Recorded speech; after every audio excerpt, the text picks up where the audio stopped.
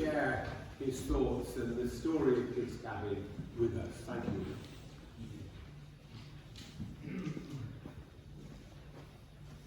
Thank you, everyone, and good evening. It's lovely to be here. I must apologise. I've got to that time in life where I need these, and I've written some of these, but I can't do this, and that doesn't make work, and then that doesn't work.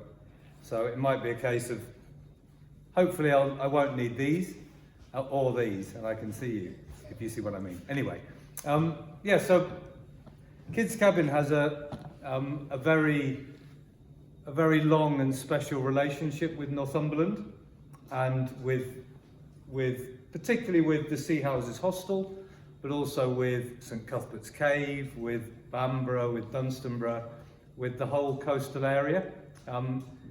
We've been visiting the area for about 30 years now, and more than 450 children and young people have had an opportunity to get a holiday away from the disadvantaged neighbourhoods in which they live in.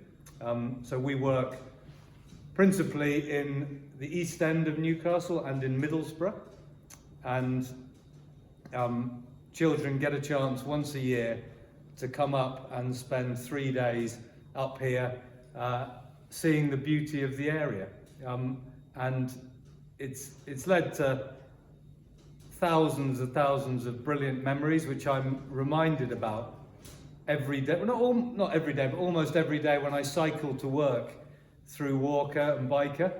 I'll more often than not see somebody, a child, a parent, or almost a grandparent of people, who used to come to Kids Cabin, going off to school. They'll stop me, say hello. If I get a chance to cycle alongside them for a bit, they often mention something they made at Kids Cabin or something they did. And quite a lot of the time they mention sea houses, and they mention how cold the sea was. They mention how the seagulls ate their chips. They mention how they fired bows and arrows over the hostel roof. I think this is maybe before both of our times, but they fondly remember. They have very strong and fond memories of the experience, and this doesn't come about by chance, does it?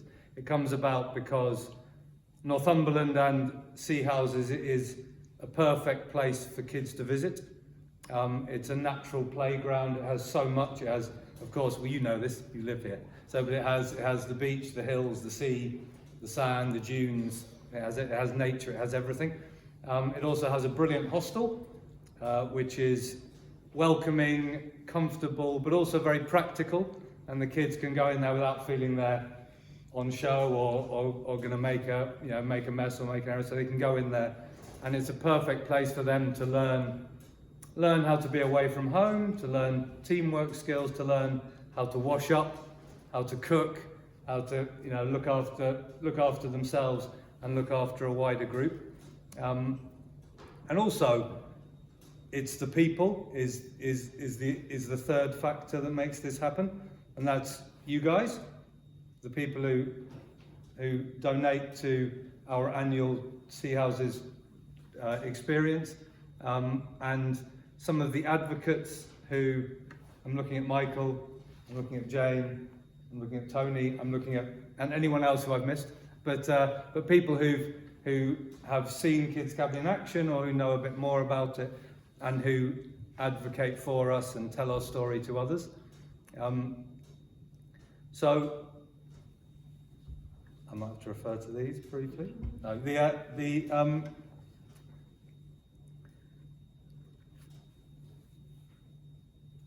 a little bit. Well, so the Sea Houses experience is really important to Kids Cabin. I might tell you a little bit about Kids Cabin to get an idea of the scale of what we do, and then I'll come back to link that back to a little more about how the impact of Sea Houses benefits the kids. So Kids Cabin was started in 1994 by three nuns, three sisters of the Assumption, who moved to Walker wanting to make a positive difference. They didn't really know what they were going to do.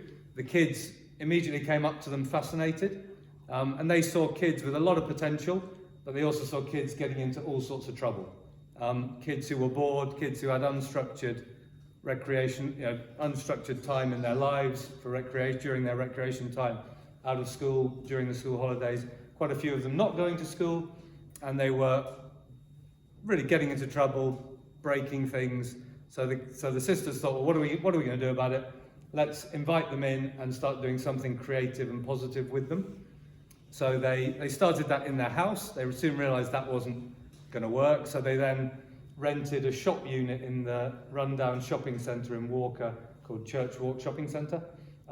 Kids flooded in and they started doing practical and creative things, and it was around that time that I got involved. I met a guy in the pub, dare I say it, who we were talking, and he was saying, I work in this charity in Walker, and we've got a potter's wheel and we have no idea how to make it work, or the kids are throwing clay at each other, the volunteers are getting covered in clay, we don't know what to do. And by chance I knew how to throw pots on a potter's wheel, so I went down and helped them, taught them how to use the potter's wheel, and I got completely hooked to this creative educational model. I trained as a geography teacher at secondary school level and found it really hard to impart excitement through geography, dare I say it, even though I love it very much, and I can see I might do it better now, but then I wasn't very good at it.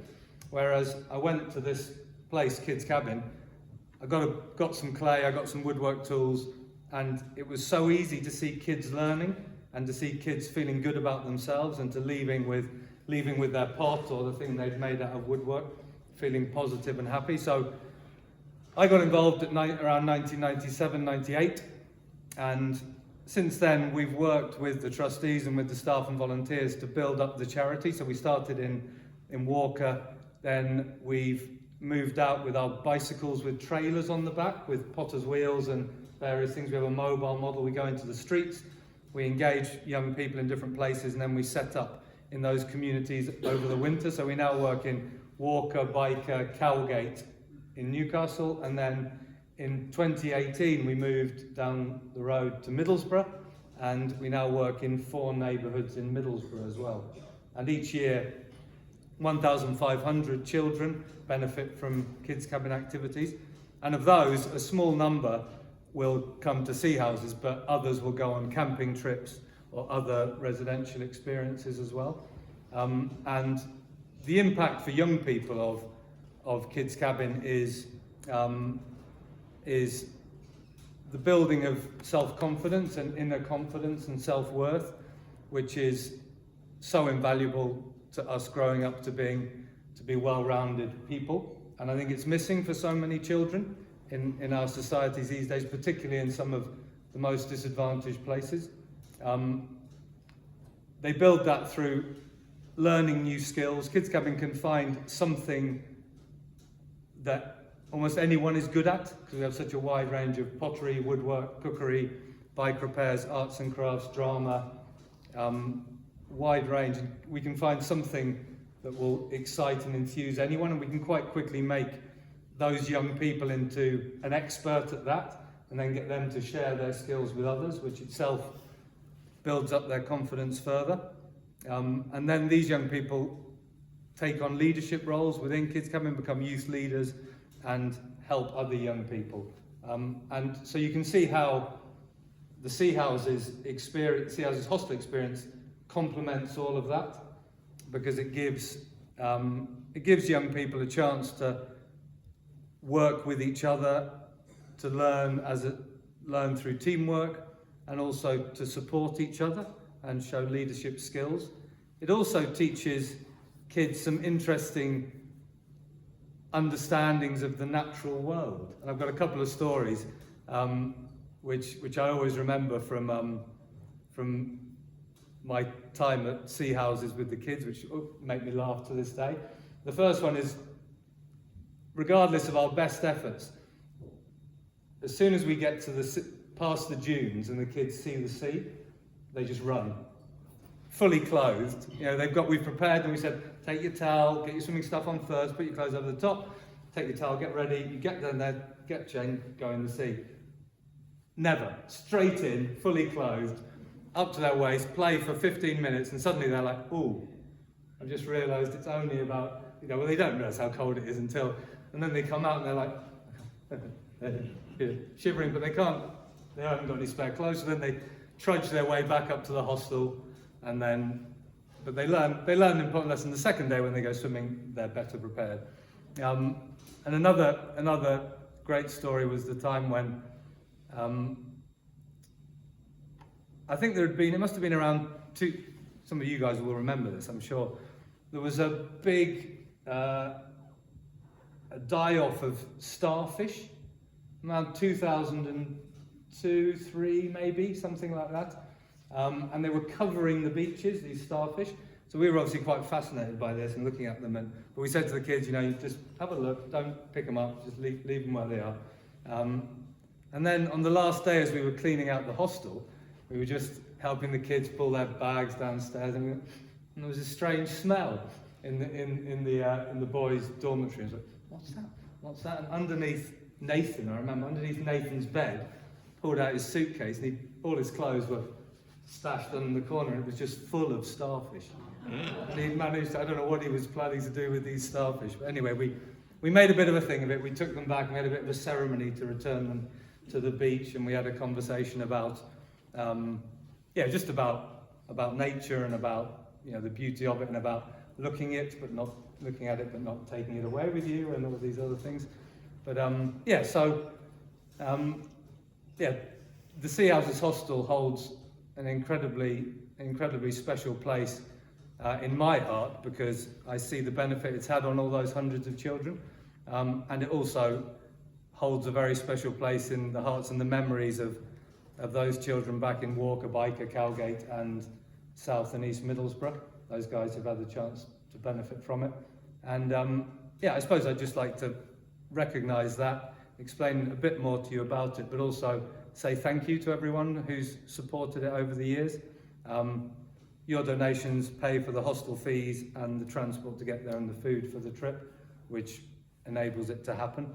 So thank you very much to you and the absent people who aren't here, who've supported us over the years. And I'll be around at the end if you've got any questions about anything. I hope I've given you a bit of a feeling of what happens and what it's like and what the benefits of it are for young people. But yes, thank you very much. Thank you. Will, can I ask you one question? Of course you can. What roughly does it cost to provide that hostel experience for those kids who come? The hostel fees, we get very generous reductions in hostel fees. They're about, I think it's about £600 for the 3 days. And this is for about 17 of us, something like that, each trip. And we do 2 of those a year. And then we have the food will be, a total cost for food and transport might be about £500-600. So you're looking at probably £1,500 per trip, something like that. So it's about £100 a head, something like that. But it's a really special experience, and you don't get much for £100 these days, but you do get an amazing 3 days in Sea Houses. So, yeah. Thank you. Brilliant. Thank you very much.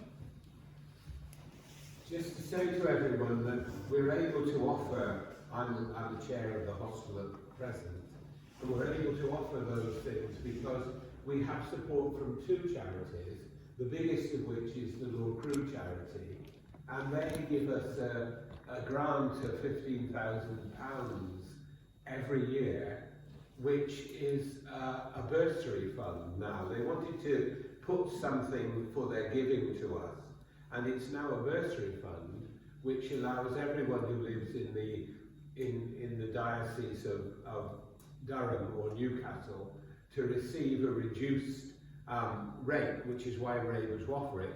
But there is another charity whose name I'm really sadly forgotten, but that means we can do the same for kids from Middlesbrough and the deep south like that. But remember, everything we give over these 6 weeks helps to allow this to happen. So thank you, Will. Thank you, everyone. We're going to move on now to the right of self-examination.